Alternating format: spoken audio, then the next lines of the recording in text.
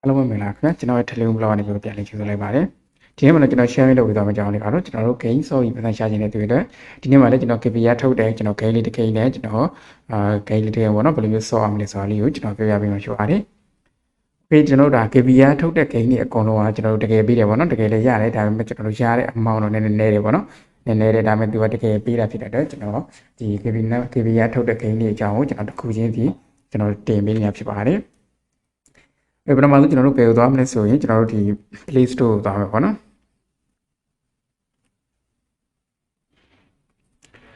Okay Play Store ကိုသွားပြီးကျွန်တော်ဒီမှာ Givvy ဆိုပြီးကျွန်တော်ရိုက်ပါနော်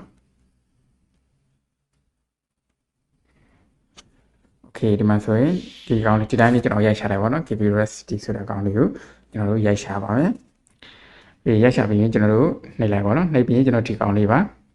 ကျွန်တော်ဒါ download လုပ်ဆွဲတာဖြစ်တယ်ကျွန်တော် download မဆွဲတော့ဘူးပေါ့နော်ကျွန်တော်အစနေပြန်ဝင်ပြပြီးမှရှိတဲ့အတွက်ကျွန်တော် gain ကိုကျွန်တော် clear data ကျွန်တော်ပြန်လုပ်လိုက်မှာပေါ့နော်ဒီလိုဒီ gain ကိုကျွန်တော် Play Store မှာမတောင်းချင်ဘူးဆိုရင်လည်းကျွန်တော်ရဲ့ဒီ channel ရဲ့ကျွန်တော် description မှာကျွန်တော် link ထည့်ပေးထားပါတယ်ဒီ link ကနေပြီးကျွန်တော် download ရရပါတော့ဝေဒါဆိုရင်ကျွန်တော် play ကိုနှိပ်လိုက်ပါမယ်မိတ်ဆွေတော့ download မဆွဲရသေးဆိုရင်ဒီကောင်လေးကိုအရင် download ဆွဲပါကျွန်တော်တို့ download ဆွဲရဖြစ်တဲ့အတွက်ကျွန်တော်ဒီကောင်ကိုကျွန်တော်တို့တစ်ခါတန်းဝင်လိုက်ပါပေါ့နော်โอเคပထမဆုံးကျွန်တော်ဒီ limit တွေ့မှာပေါ့နော် limit တွေ့ရင်ကျွန်တော် English ကိုကျွန်တော်ရွေးပြလိုက်ပါအပေါ်ကဒီ English ဆိုလေးနှိပ်ပြီးတော့ next ကိုဆက်သွားပါโอเคကျွန်တော်ဒီလိုမျိုးပေါ်လာလို့ရှိရင်ဒီအောက်မှာပေါ့နော်အောက်ကဒါတော့ Givvy gain တွေစော့တယ်လို့ဆိုတာသိရပါတော့ဒီအောက်ကကောင်လေးကိုကျွန်တော်တို့ membership ပေးပါ membership ပြီးဒီမှာဆိုရင် start any ဆိုနေရာလေးကိုကျွန်တော်နှိပ်ပေးပါနော်ဒါတော့ကျွန်တော်အကောင့်ဖွင့်ရဖြစ်တယ်ကျွန်တော်တခါလေး gain တွေကိုကျွန်တော်တိုင်ရောက်သွားမှာတကယ်လို့မိတ်ဆွေရခုနကမျိုးအကောင့်မဖွင့်ရသေးဘူးဆိုရင် Gmail နဲ့ဝင်မှာလားကျွန်တော်တို့ဒီ Facebook နဲ့ဝင်မှာလားဆိုတော့အရင်မေးလိမ့်မယ်အဲ့မှာမိတ်ဆွေခုနကမျိုး Gmail နဲ့ဖွင့်မယ်ဆိုရင် Gmail နဲ့ကျွန်တော်ဝင်ပေးလိုက်ပါဒါမှမဟုတ် Facebook နဲ့ဝင်မယ်ဆိုရင်ကျွန်တော် Facebook နဲ့ကျွန်တော်ရွေးပေးလိုက်ပါနော်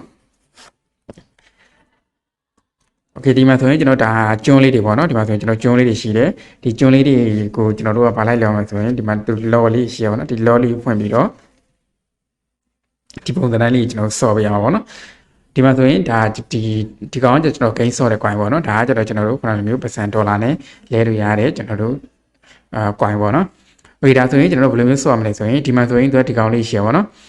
ဒီကောင်လေးနဲ့ဒီကောင်လေးကိုကျွန်တော်တို့ကဒီမှာဆိုရင်သူက level လေးကျွန်တော်မြင့်လို့ရရပါတော့ဒီမှာဆိုရင်ဒီ city မှာဆိုရင်ကျွန်တော် level 3ထိကျွန်တော်မြင်လို့ရတယ်ဒါကျွန်တော် level မြင်ထားရပါတော့။ Okay နောက်တစ်ခုကျွန်တော်ဘယ်ကောင်ဒီကောင်လေးကိုကျွန်တော်နှိပ်လိုက်ပါတော့။နှိပ်ပြီးဒီမှာဆိုရင်သူကလောလောဆယ် level 1ပဲရှိသေးရပါတော့။ level 1ပဲရှိသေးရဲ့ level 1ပဲရှိသေးကျွန်တော် level မြင်ပေးထားပါတော့။ Okay တော့ကြောင်ညာလေးတက်တယ်ပါနော်။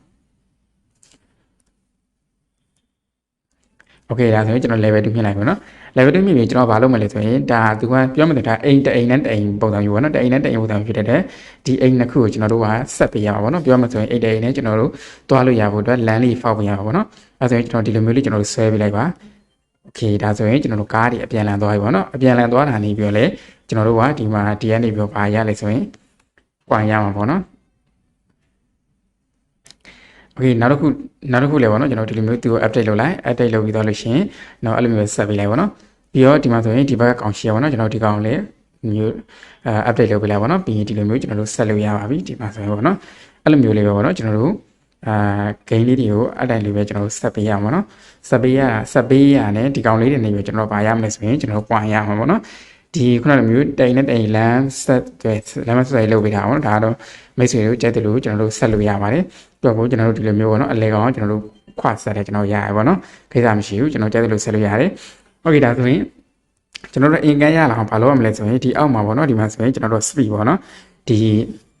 gain ရဲ့ကျွန်တော်တို့ production speed ပေါ့နော်ဒီကားတွေသွားတဲ့ speed တွေပြီးတော့ဒီမှာအင်ကန်ပေါ့နော်အင်ကန်ဆိုရင်ကျွန်တော်ဒါ update မြင်တာပေါ့နော်အခုဆိုရင်120ရာခိုင်နှုန်းထိကျွန်တော်ရောက်နေပေါ့နော်120ရာခိုင်နှုန်းရောက်နေဖြစ်တဲ့အတွက်ဒီတက်ပို့ပြီးထပ်မြင်လို့ရှိရင်ကျွန်တော်အင်ကန်ပို့ပြီးမြန်ရမှာပေါ့နော်အင်ကန်မြန်ပို့ရမှလည်းကျွန်တော်တို့ခုနကမျိုးပတ်စံကျွန်တော်ထုတ်ပေးရမှာ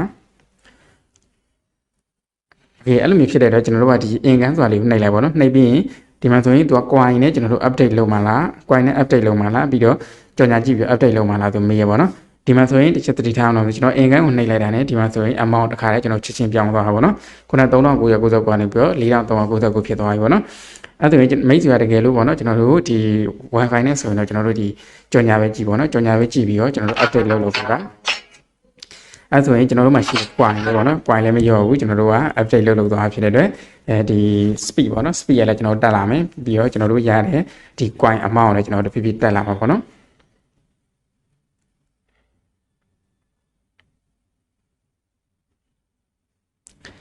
သူကကျွန်တော်ဒီကြော်ညာလေးကျွန်တော်ကြော်လို့မရဘူးပေါ့နော်ရှေ့မှာတော့သူ auto တက်လာတဲ့ကြော်ညာလေးကျွန်တော်တို့ skip လုပ်လို့ရတယ်ဒီကြော်ညာလေး skip လုပ်လို့မရဘာလို့ဆိုတော့ဒီကြော်ညာကြည့်မှကျွန်တော်တို့က level တစ်ခုမြင့်သွားမှာဆိုတော့လေ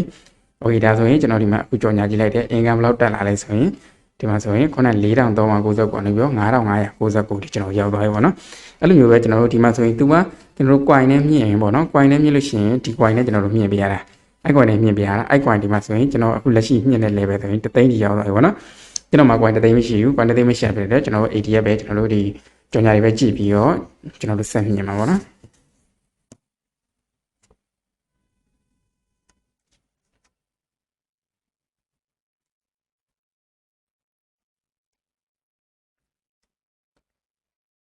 ဒီကောင်လေးကျွန်တော်တို့ဆော့ရတာအားလွယ်တယ်ပေါ့နော်။ဘာလို့လဲဆိုကျွန်တော်ဘာမှထွေထွေလောက်ဆရာမလိုဘူးကျွန်တော်တို့ဒီ game လေးဒီသူ့ရဲ့ speed ပေါ့နော် speed ရဲ့ကျွန်တော် income ရဲ့ကျွန်တော်တို့မြင့်ပေးလိုက်တာနဲ့ကျွန်တော်တို့ coin နေရပါပေါ့နော်။ကျွန်တော်ခုန speed ကိုပုံမြင့်လိုက်လို့ရှိရင် coin ရတာပုံမြန်ပါပေါ့နော်။အဲ့လိုမျိုးရှိတယ်။အဲ့တော့ကျွန်တော်တို့မြင့်တဲ့ခါကျရင်ကျွန်တော်တို့ဒီ income ကိုအဓိကမြင့်ပြီး income ပြီးသွားရင်တော့ကျွန်တော်တို့ဒီ base speed ပေါ့နော် speed ကိုဒုတိယအနေနဲ့ကျွန်တော်မြင့်ပေးပါ။ဘာလို့ income မြင့်ရမှာကျွန်တော်တို့ကဒီ coin ပတ်သက်ထုတ်လို့ရအောင်မြန်မြန်ထုတ်လို့ရအောင်ပေါ့နော်။ okay ဒါဆိုရင်ကျွန်တော်တို့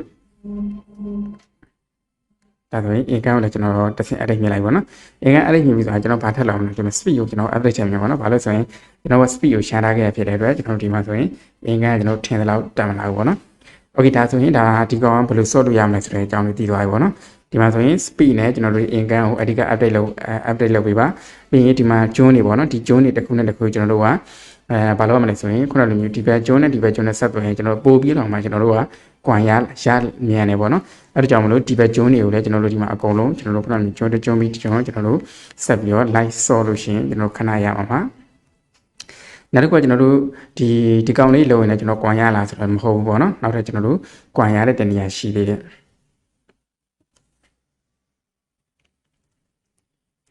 okay နောက်တစ် coin ရတဲ့တနေရာပဲနေရာလဲဆိုရင်ကျွန်တော်ဒီကောင်လေးပေါ့နော်ဒီမှာဆိုရင်ကျွန်တော်လက်ဆောင်ပုံလေးရှိတယ်ဒီကောင်ကကျတော့ကျွန်တော် VPN နဲ့မှကျွန်တော်ကြည့်ပါတော့ဘာလို့လဲ VPN နဲ့ကြည့်မှကျွန်တော်တို့က